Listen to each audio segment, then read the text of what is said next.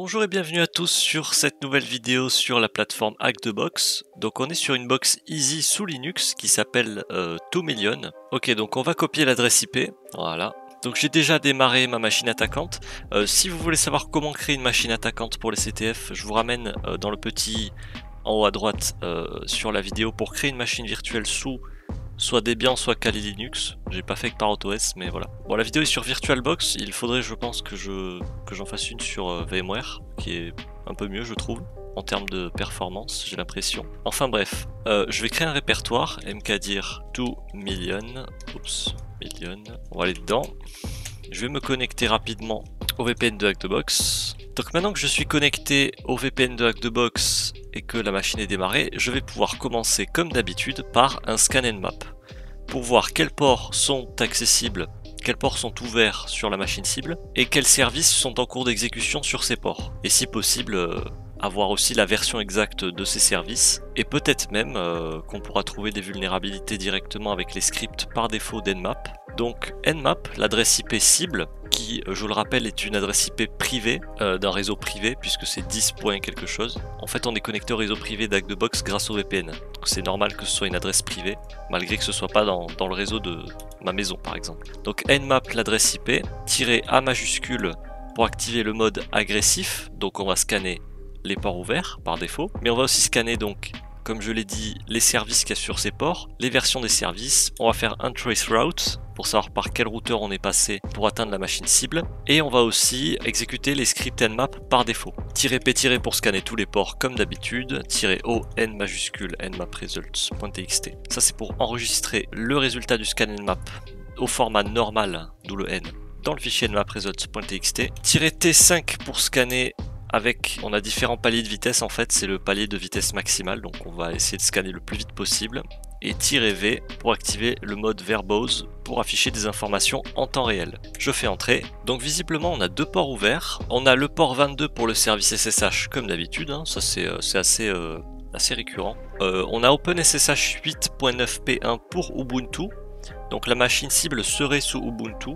Normalement. La version d'OpenSSH est assez récente, donc il n'y a pas de RCE ou autre dessus, je pense. Sur le port 80, on a le service HTTP, donc on a Nginx. On n'a pas la version exacte, par contre. Et ici, donc, visiblement, on a été redirigé. Vous voyez, ici, on a cette information qui nous dit que on n'a pas suivi la redirection vers http://2millions.htb/.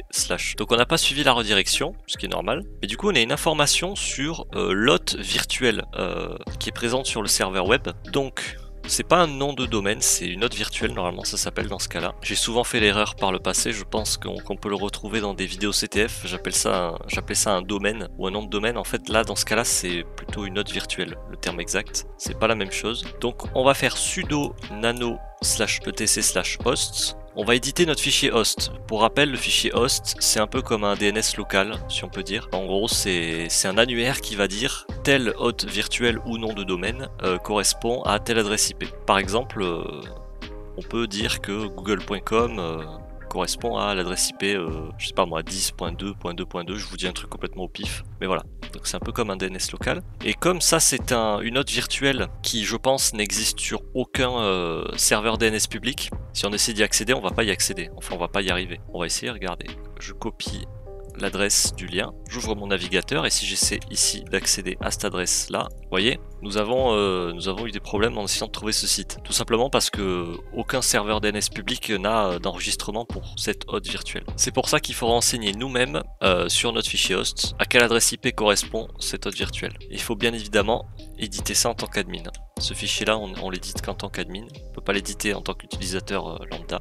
Donc je vais coller juste l'hôte virtuelle, hein, pas l'URL, c'est vraiment le nom de l'hôte virtuelle qu'il faut copier. Et aussi il nous faut donc l'adresse IP que je vais copier ici. Je colle l'adresse IP ici, vous voyez, et donc là je dis à ma machine virtuelle tout simplement que 2 millions.htb c'est une hôte virtuelle qui est présente sur cette machine là, qui a cette adresse IP là. J'enregistre avec CTRL S, je quitte avec CTRL X, je vais faire un petit clear pour nettoyer mon terminal. Donc maintenant, alors avant d'exécuter des outils directement, on va essayer de voir qu'est-ce qu'il y a sur cette hôte virtuelle avec notre navigateur. Ah pardon, je vais enlever le 3W qui il s'est mis tout seul. Et donc là, visiblement, on est sur l'ancienne version d'Hack2Box. Ok, l'ancienne version du site web de Hack2Box. Qu'est-ce qu'on pourrait faire? On pourrait déjà voir s'il y a un fichier robots.txt, j'en doute, mais on sait jamais.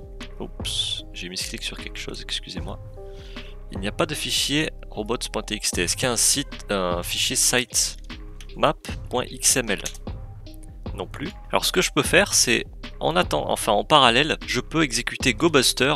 GoBuster qui, pour rappel, est un fuser, enfin un outil qui sert à faire ce qu'on appelle du fusing, c'est-à-dire qu'on va tester on va tester plein de répertoires à partir d'une wordlist et voir lesquels existent sur ce serveur web. Alors ça sert pas qu'à ça, GoBuster, il y a d'autres utilisations, mais là on va l'utiliser pour ça. Donc je fais GoBuster dir pour justement utiliser le mode directory, donc pour chercher des répertoires et des fichiers. -u pour préciser sur quelle URL on veut exécuter GoBuster, donc http://2million.htb/ et -w on précise la wordlist qu'on veut utiliser, /usr/share/wordlist. On va utiliser une wordlist de dirbuster, et on va utiliser la wordlist directory list 2.3 medium.txt.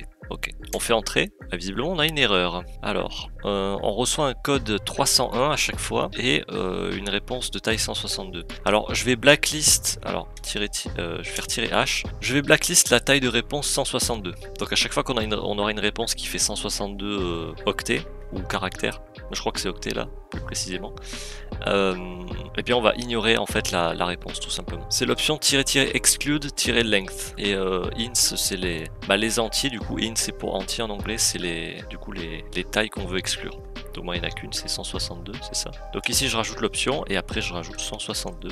Ok. Et donc là on commence déjà à trouver, alors déjà on a un /API, ça c'est intéressant. Donc on a une API présente sur ce site web.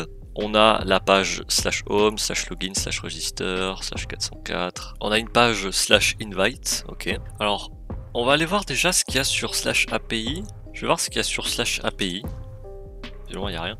Si je fais /API /user par exemple, ah, ça n'existe pas. On verra plus tard pour ce qui est de fuse, d'énumérer les endpoints sur l'API. /invite, qu'est-ce qu'il y a sur /invite? Invite code, on nous demande un code d'invitation. Si on essaie de se connecter, quand on fait register, on demande le code d'invitation, username, je fais inspect. Ah, déjà API V1 user register. Donc déjà là, vous voyez, on a une route de l'API, je crois qu'on appelle ça une route. /API /V1 /user /register. Donc on sait qu'il y a il y a une V1 et il y a peut-être une V2, faudra tester, il y a peut-être une version 2 de l'API, ça peut arriver. Je suis déjà tombé sur un CTF comme ça, où on avait des chemins vers l'API comme ça, avec /V1. Et en fait, il y avait une version 2 qui était accessible publiquement, dans laquelle il y avait des choses à récupérer assez intéressantes. Le code d'invitation, je sais pas comment on l'a, où est-ce qu'on l'a, à mon avis c'est sur l'API. À mon avis, il va falloir énumérer l'API.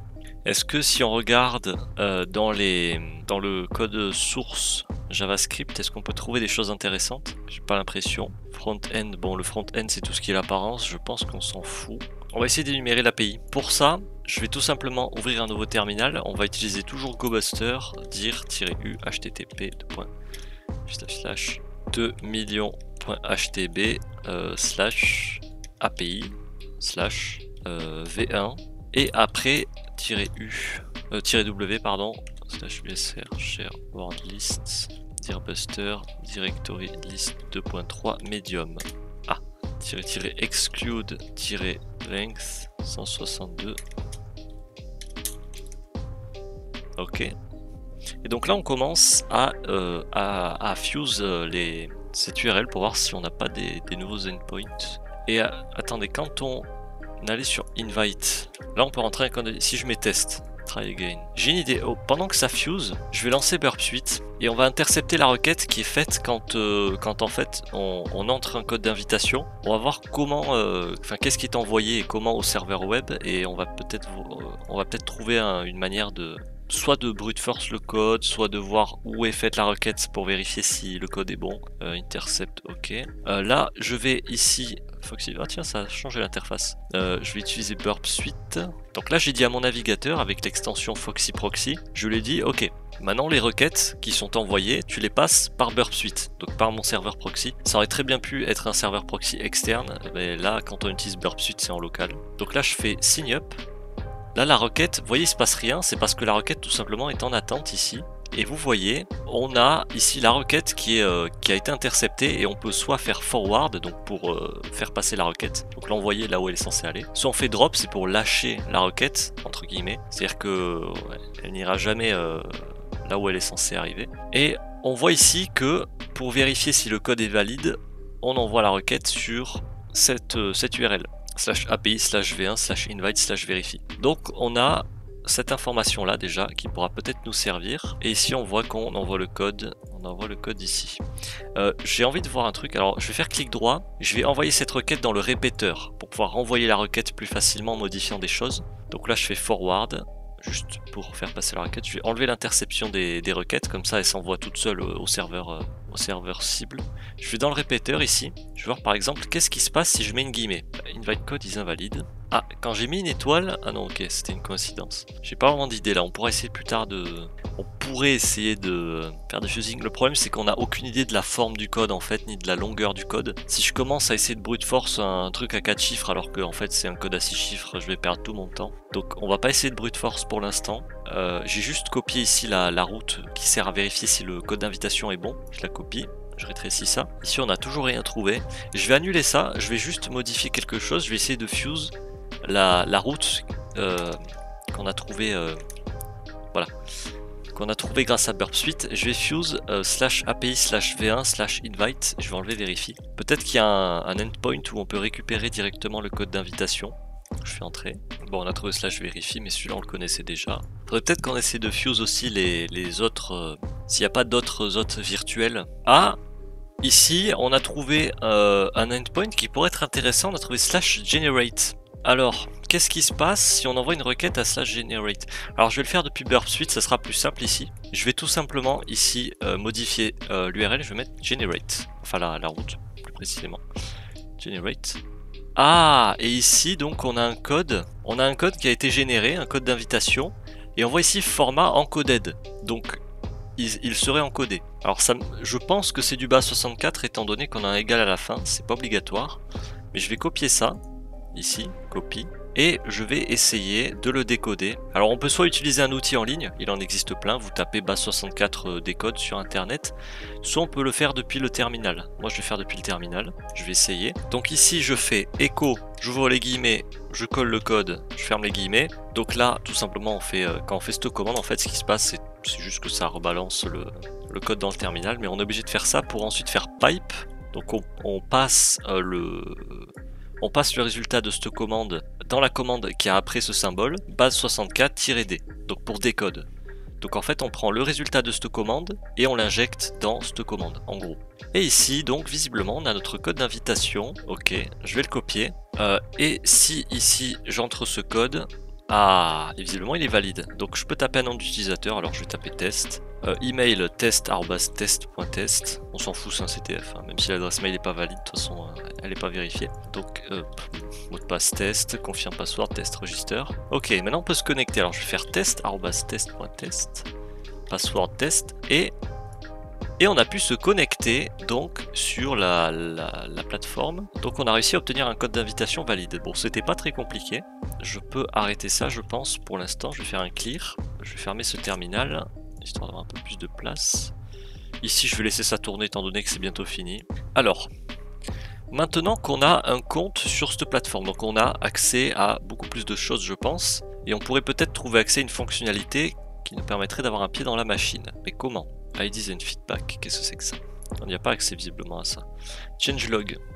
Peut-être que dans les changelog, on peut avoir des informations sur certaines fonctionnalités ou autres. Je pense qu'il serait intéressant de nous balader un peu sur le site puisque en fait ce qui se passe comme je passe par mon proxy, vous voyez si je vais dans HTTP History, vous voyez il y a toutes les pages que je visite qui sont répertoriées ici, vous voyez toute l'activité de mon navigateur est enregistrée ici en gros. Je pense qu'on pourrait se balader un peu partout sur le site pour essayer de récolter le plus d'informations possible en regardant ensuite les requêtes et voir si on n'a pas par exemple des nouveaux endpoints d'API qui pourraient être intéressants. Bon celui-là on les connaissait déjà ceux-là. On a user login, bon ça c'est pour nous enregistrer, je pense pas qu'on puisse en faire quelque chose d'autre. Mais on va essayer de se balader un peu. Alors ici quand on va dans Access, dans la partie Labs, ici on a envoyé un onglet Access, on voit qu'on peut télécharger un fichier. User/vpn/generate. On a l'air de pouvoir télécharger un fichier. Peut-être qu'on pourrait télécharger un fichier arbitraire, je ne sais pas. Si je fais generate, ah, on a regenerate et generate, ok. Alors je vais cliquer là. Bon, je vais enregistrer le fichier dans mes téléchargements, juste histoire de. Et je vais voir sur Burp Suite qu'est-ce qui s'est passé. Il s'est passé que j'ai envoyé la requête, ok, ici, et il m'a répondu directement avec le fichier, ok.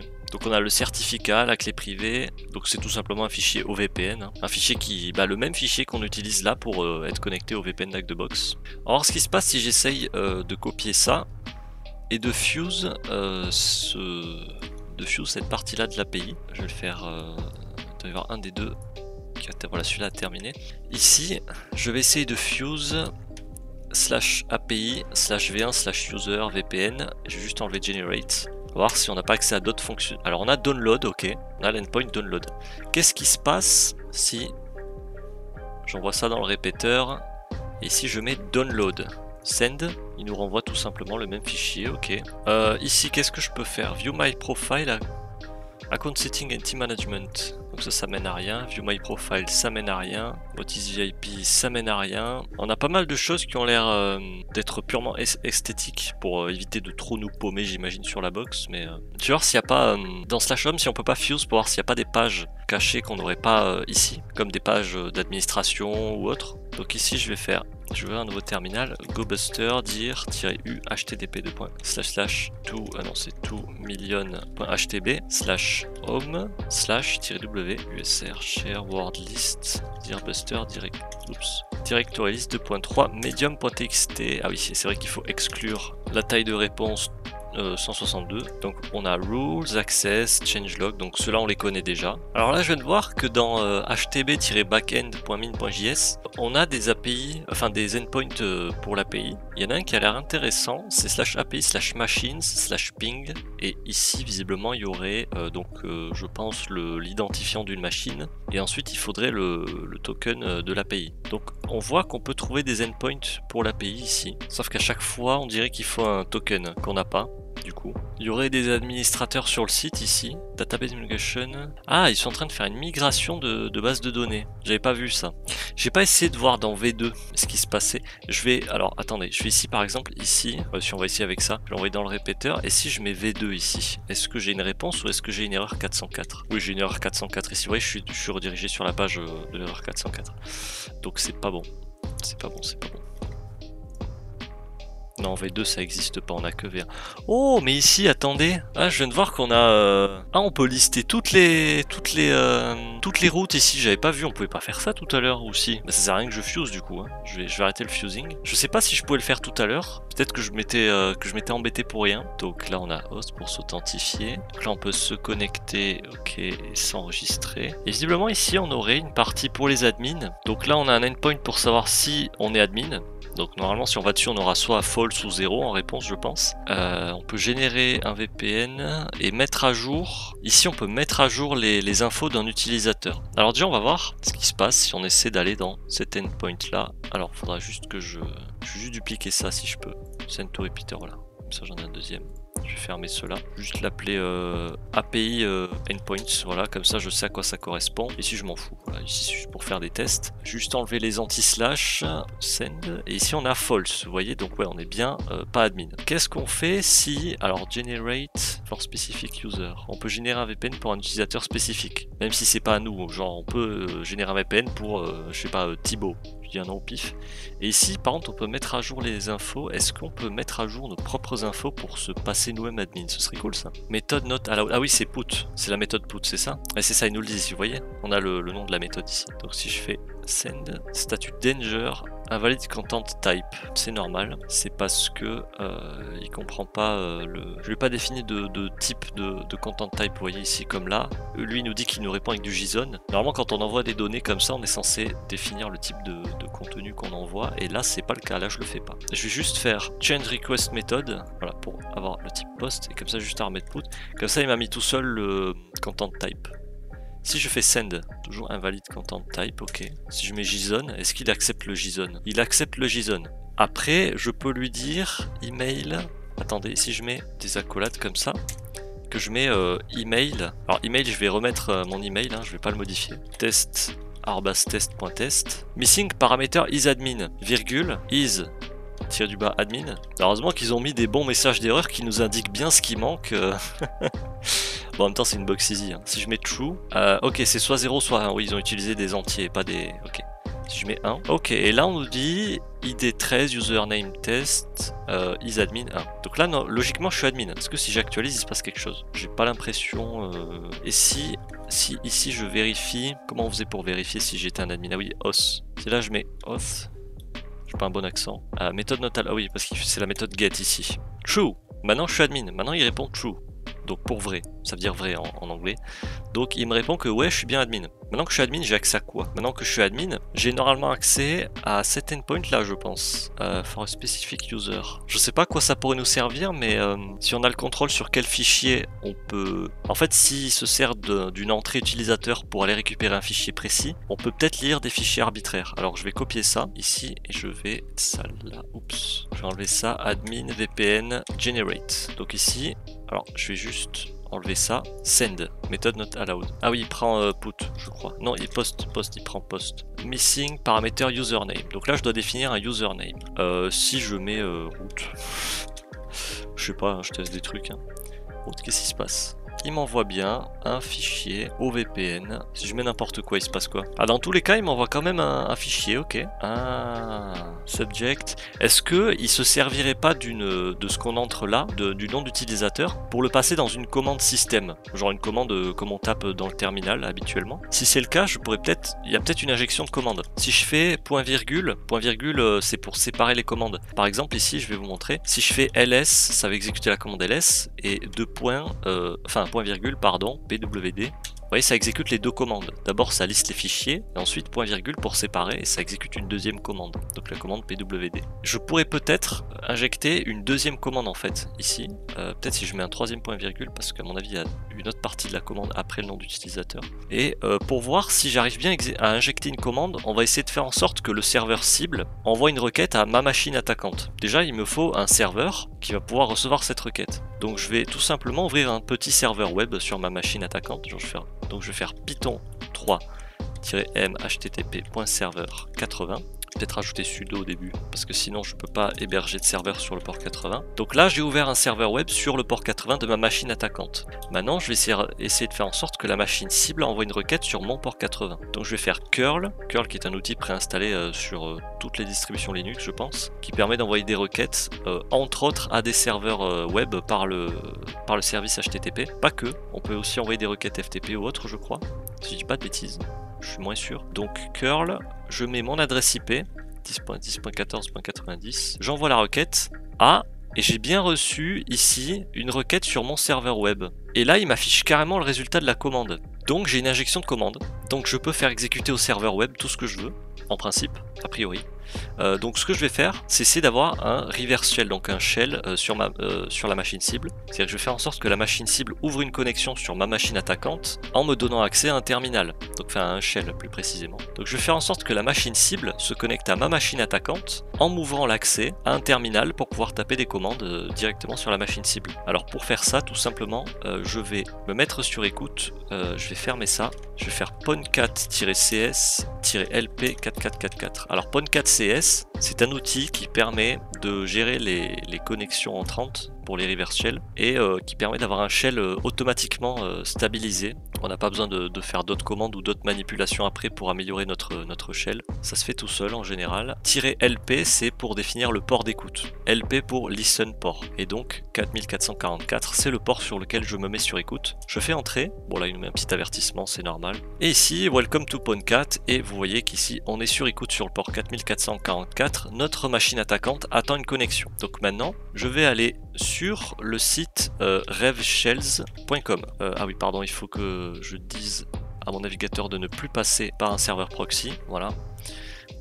Et du coup, ici, je vais mettre l'adresse IP qui est censée recevoir le reverse shell. Donc c'est mon adresse IP, 10.10.14.90. Enfin, l'adresse IP de ma machine attaquante, plus précisément. Et ici, le port qui va recevoir la connexion. Donc nous, on a mis 4444. Et donc ici, vous voyez, on a le payload. Donc le payload, c'est le bout de code à exécuter qui va nous permettre d'obtenir un reverse shell. Donc ça, c'est le bout de code qu'on doit faire exécuter à la machine cible. Alors, j'ai juste à le copier et à le passer ici à la place de ma commande curl. Hop. Normalement, si j'envoie cette requête au serveur web, il va exécuter cette commande, ce qui devrait m'ouvrir un reverse shell. Donc je fais send, ça n'a pas fonctionné. Pourquoi? Alors je ne saurais pas vous dire le pourquoi, mais j'ai une autre solution qui pourrait fonctionner. Quand ça ne marche pas comme ça directement, bon, on pourrait encoder le payload. Alors j'ai une technique qui est un peu plus bruyante peut-être, puisque ça envoie des requêtes en plus, juste pour établir un reverse shell. Donc je vais ouvrir un nouveau terminal, ici je vais créer un fichier rshell.sh. Je fais #bin/bash, ça c'est pour dire, cette ligne permet juste de dire à la machine qui voudrait exécuter ce fichier que par défaut ce fichier s'exécute avec /bin/bash. Voilà. Et ensuite je reviens à la ligne et je mets donc la commande que je veux faire exécuter. Donc qui est un reverse shell. J'enregistre, je quitte. Maintenant j'ouvre un serveur web ici, sur mon port 80.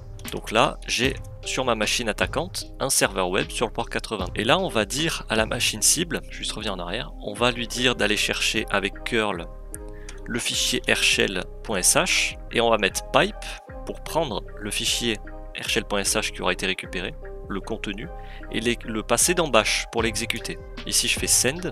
Et j'ai bien reçu la requête sur mon serveur web ici pour télécharger le fichier .sh. Et ici, si je vais sur PwnCat, vous voyez, j'ai bien reçu une connexion. Vous voyez ici, received connection from. On a l'adresse IP ici et le port. Donc si je fais CTRL-D, je switch sur mon reverse shell. Vous voyez, marqué remote. Et donc là, je suis bien sur mon reverse shell. Et je suis l'utilisateur www-data sur la machine 2 millions. Donc là, on a obtenu ce qu'on appelle un accès initial sur la machine cible. Donc là, on a un pied dans la machine, on peut dire aussi un foothold en anglais. Je suis dans la machine. Maintenant, qu'est-ce que je dois faire? Je dois essayer d'élever mes privilèges pour passer soit à un autre utilisateur, soit admin, ou les deux.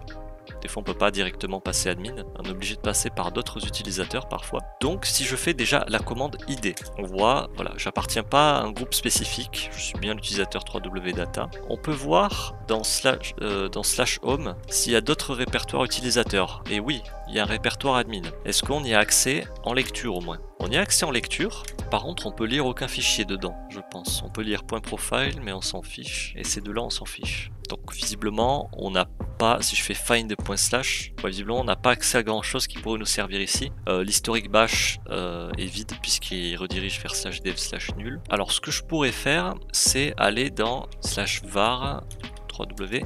Est-ce qu'on a, alors HTML, alors on a un fichier database.php, on va voir ce qu'il y a dans database.php, il y aura peut-être les informations de connexion à la base de données, en général on peut les trouver dans ce type de fichier, pas dans ce fichier mais en tout cas c'est forcément quelque part. Dans router.php, qu'est-ce qu'il y a? Est-ce qu'on a des identifiants, une clé secrète, n'importe quoi? Visiblement non. Moi j'aimerais bien trouver des identifiants en fait, si je vais dans index.php, ah ok. Donc ici on voit que pour l'hôte de la base de données, le nom de la base de données, le login et le mot de passe, en fait il va récupérer ces informations là dans une variable d'environnement visiblement. Donc on peut faire env pour lister les variables d'environnement et visiblement on n'a pas les identifiants. D'accord, je pensais qu'on les aurait. Alors je vais essayer d'utiliser une commande, c'est grep-irl et je vais chercher le mot-clé password. Backend. Ah, on a un fichier .env ici. Je l'avais pas vu, c'est un fichier caché. Si je fais ls-la, normalement on le voit. Ouais, il était planqué. cat.env. Ah, et là on a les identifiants de la base de données. Ok. Donc on voit que la base de données elle se situe sur l'adresse IP 127.0.0.1, donc qui est l'adresse de loopback. on appelle ça.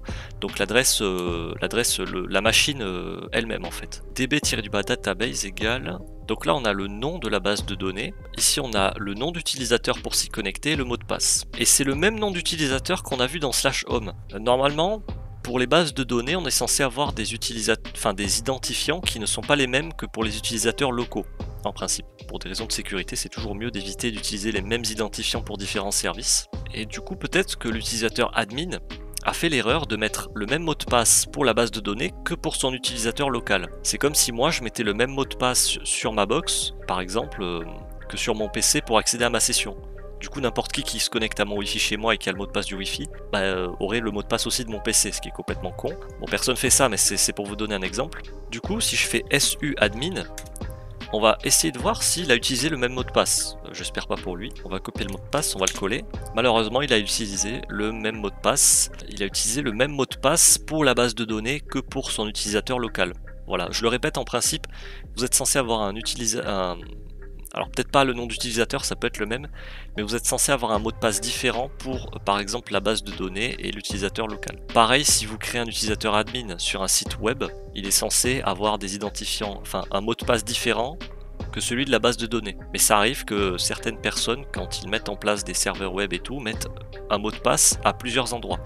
Et c'est vraiment à éviter ça, c'est vraiment à éviter. C'est une règle de sécurité de base, mais il y a encore pas mal de gens qui font l'erreur, je pense.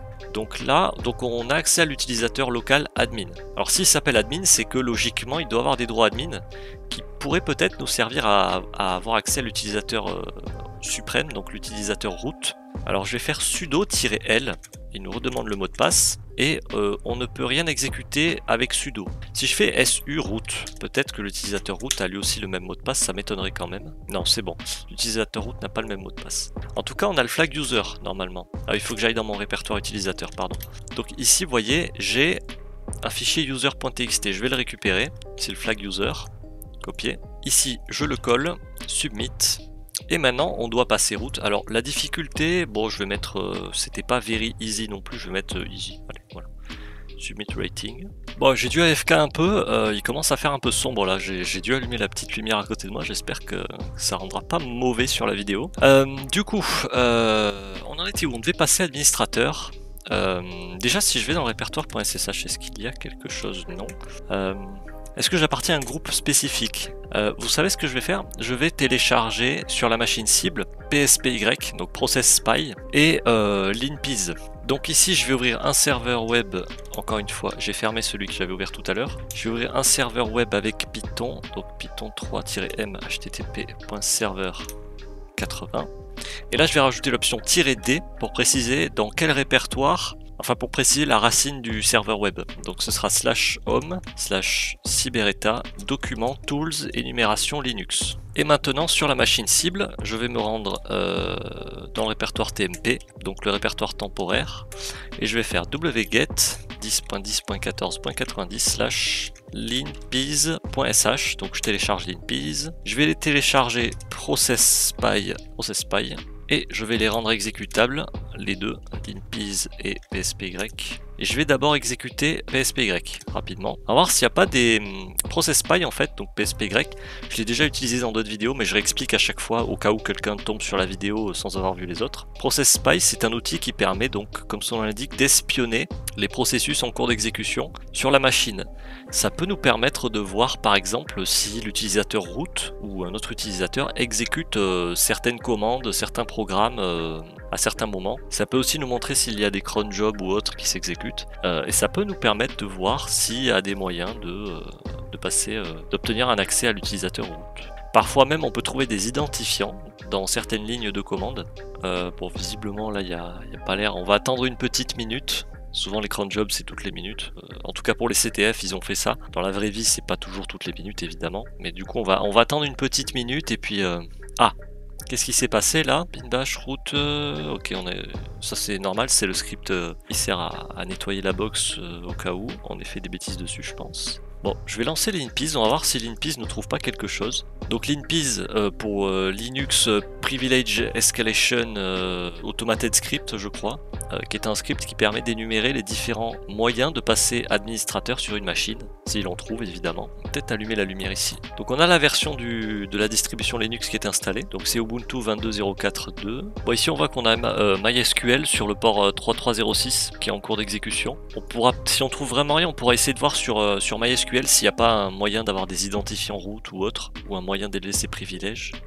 On va essayer de se connecter à MySQL pour voir si on trouve pas quelque chose. Donc je vais faire MySQL-root, admin-p et je colle le mot de passe. Si je fais show databases, donc on a une seule base de données qui n'est pas par défaut, c'est htbprod. Je vais faire use htbprod. Je vais faire select. Je vais faire show tables d'abord pour lister les tables. On a la table user. Si je fais select étoile from users, le troisième compte c'est le mien, mais on a deux comptes sinon, et on a des hashes. On peut peut-être essayer de les craquer. Je vais faire nano hash.txt. Je vais coller celui-là. Je vais fermer ça. Je vais coller le deuxième hash pied. Voilà, j'enregistre et je fais john h.txt-wordlist égale /usr share wordlist rocku.txt. Alors ici j'avais pas fait attention à un détail. Alors certes on a une version d'Ubuntu qui est assez récente, 22.04.2. Cependant on a une version du noyau Linux qui est pas du tout à jour je crois, 5.15.70. Ça fait un petit moment qu'elle est sortie celle-là je crois. On va voir s'il n'y a pas un exploit qui existe pour cette version là, s'il n'y a pas des CVE. Donc des vulnérabilités déjà connues pour cette version là du noyau Linux. Alors pour ça je vais aller sur mon navigateur. Alors j'ai overlayfs qui revient plusieurs fois là, donc overlayfs, j'ai overlayfs qui revient pas mal, peut-être si je tape overlayfs Linux machin, on a le numéro de CVE, vous savez quoi, je vais directement chercher le numéro de CVE, donc CVE-2023-0386, GitHub. To terminals in the first one type, in the second terminal type. Ok. Il n'y a pas des exploits plus détaillés, celui-là a l'air plus simple à utiliser, mais il n'y a pas vraiment de détails. On a juste à la limite le code source, mais je vais pas vous cacher que je comprends pas forcément tout là quand je lis comme ça là. Peut-être chercher cette CVE sur ExploitDB. Si je cherche cette CVE ici, on trouve rien. Peut-être parce que c'est une CVE assez récente. Bon, vous savez quoi, on va essayer de le télécharger, de le compiler, de l'exploiter, et puis on verra bien. Donc je vais compiler sur ma machine, parce que visiblement ça ne fonctionnait pas sur la machine cible, donc je vais juste renommer le fichier cve machin en exp.c. Je vais exécuter cette commande. Donc là on a l'exécutable exp. Je vais ouvrir mon serveur web, je vais télécharger ce fichier sur la machine cible, 10.10.14.90/exp, et je vais le rendre exécutable, chmod plus x exp. Et je vais faire ./exp/tmp et qu'est-ce qu'il nous dit? Cannot touch function not implemented. Je l'ai réexécuté, là il nous dit quelque chose d'autre. Bon, on va essayer celui-là hein, qui a l'air fun à utiliser puisqu'il y a 2-3 terminals à ouvrir, c'est ça? Ah non, 2 ça va. C'est ça que j'aime pas trop avec les exploits de ce type là, c'est pas fun. C'est réaliste parce que c'est des vraies vulnérabilités et puis des fois on doit se servir de ça. J'imagine qu'en pentest ils doivent aussi s'en servir parfois. Mais c'est chiant, c'est pas fun. C'était bien plus fun je trouve la Privesk de la box Broker je crois. Oui c'était Broker c'est ça.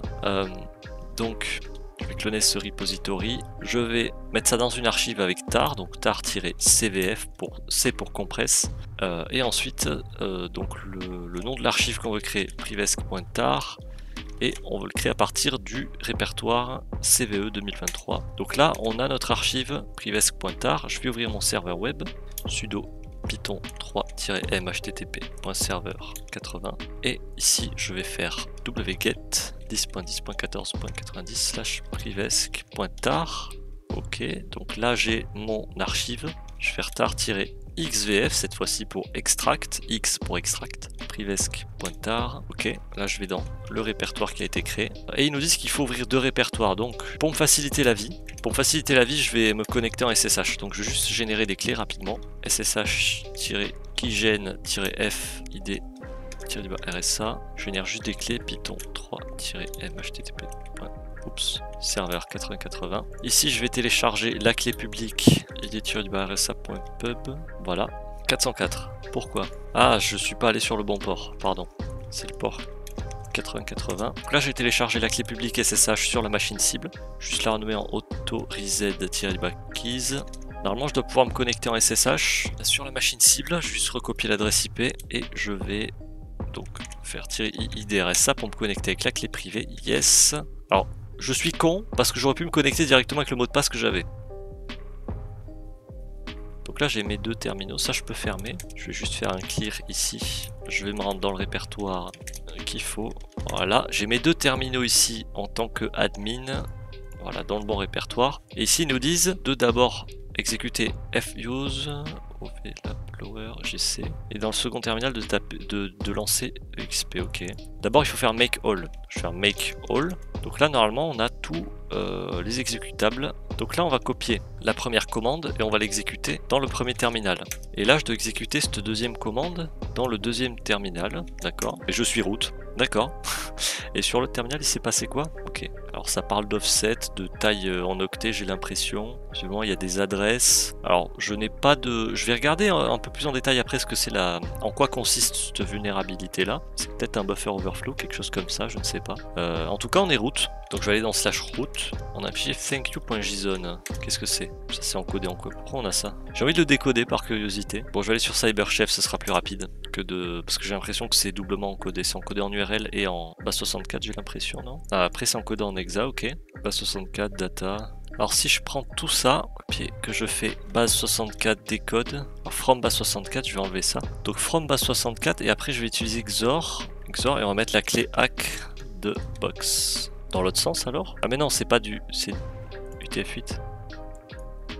Ah, c'est bon, j'ai réussi à décoder. Bon, j'ai mis un peu de temps. Hein. Chère communauté Hack the Box, nous sommes excités de vous... Thrilled, je crois que c'est ça, hein, de vous annoncer. Gna gna gna. Ok, célébrer les 2 millions d'utilisateurs. Ok. Bon, en gros, c'est un message de remerciement de Hack the Box. Ok. On va enfin récupérer ce foutu flag root.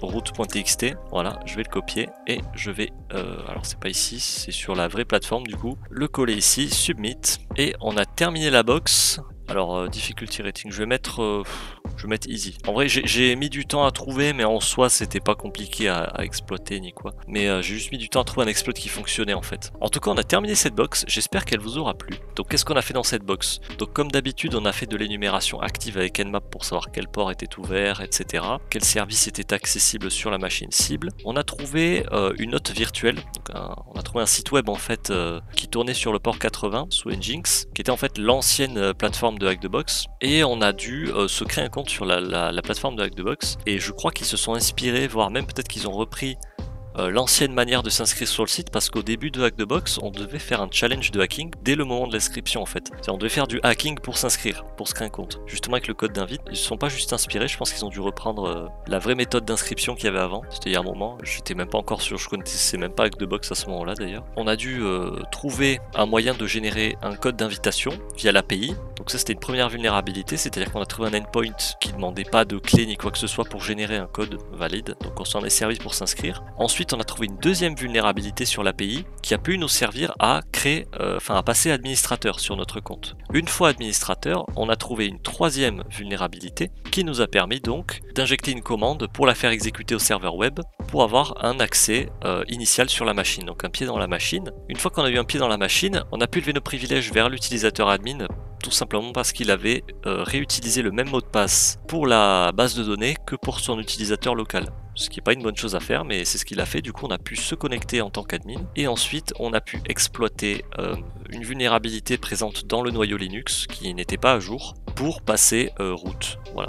Donc j'espère qu'elle vous aura plu cette box. Comme d'habitude, vous aurez le compte rendu écrit en description en anglais. Vous aurez le sommaire pour passer à une étape ou à une autre de la vidéo sans tout regarder, si vous voulez juste regarder une étape. Vous aurez aussi quelques documentations sur les outils utilisés ou les vulnérabilités trouvées, si je vous trouve les documentations. Et aussi, petit moment pub pour le serveur Discord. Vous cherchez un serveur Discord d'entraide et de partage dans le thème de la cybersécurité? Le serveur CTF Hacking France est fait pour vous. Que vous soyez débutant ou non, vous êtes bienvenus, que ce soit pour être aidé ou pour aider. Nous organisons aussi des talks avec des invités qui nous partagent leur expertise. Le lien est dans la description.